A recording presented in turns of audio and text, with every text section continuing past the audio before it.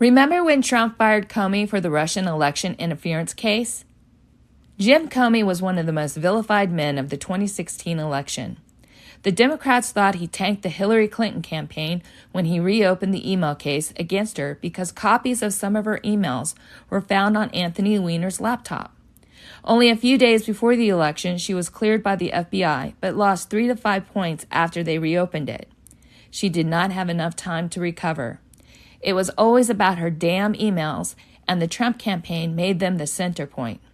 But it wasn't until Trump asked for Russia's assistance on live TV that the FBI ears finally perked up.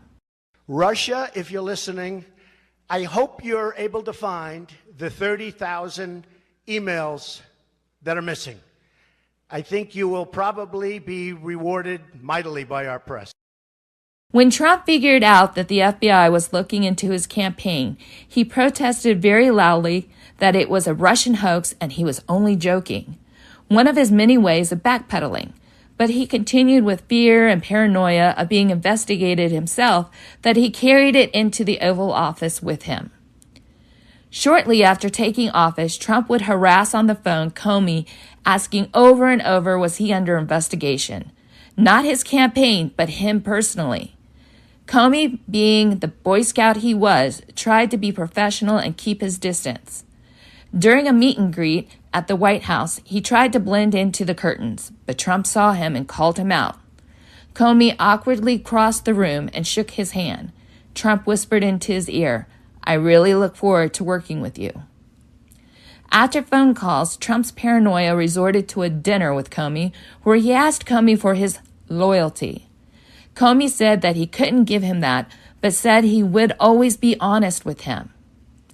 Not happy with that answer, Trump would humiliate and publicly fire Comey on May 9, 2017, only 4 months into his term.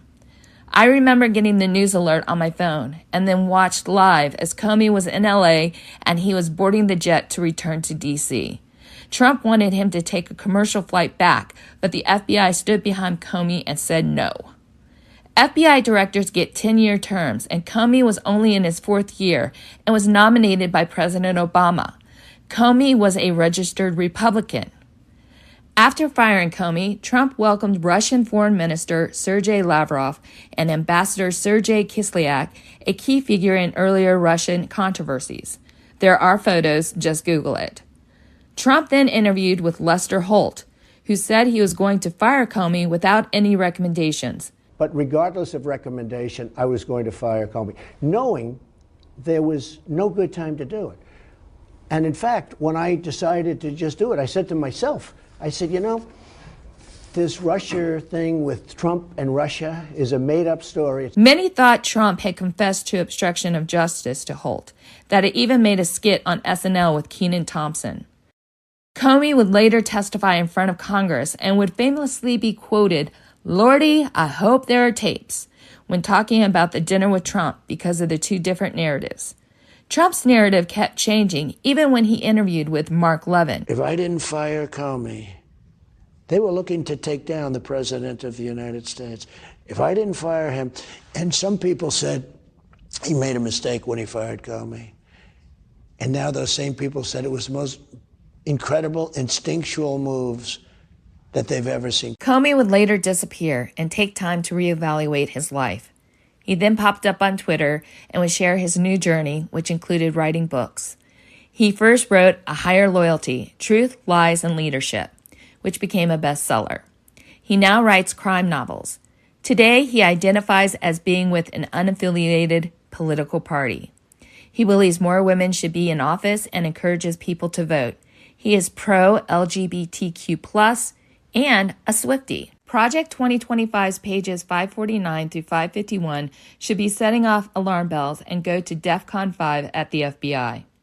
It says, quote, revelations regarding the FBI's role in the Russian hoax of 2016, big tech collusion, and suppression of the Hunter Biden's laptop in 2020 strongly suggest that the FBI is completely out of control.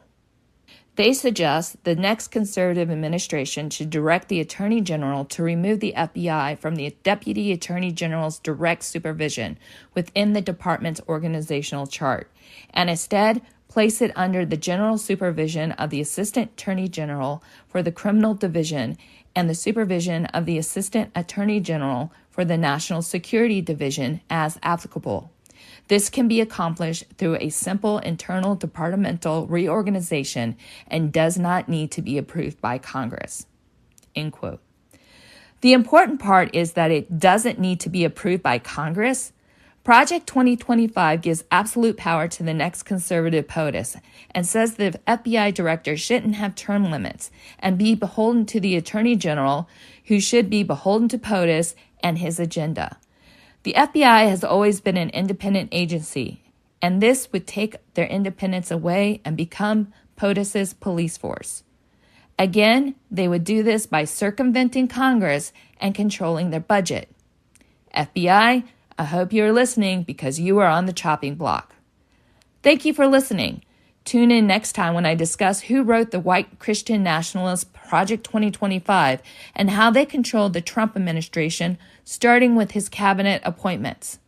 Please remember that in the first season, I dropped all of Project 2025's manifesto from the Heritage Foundation.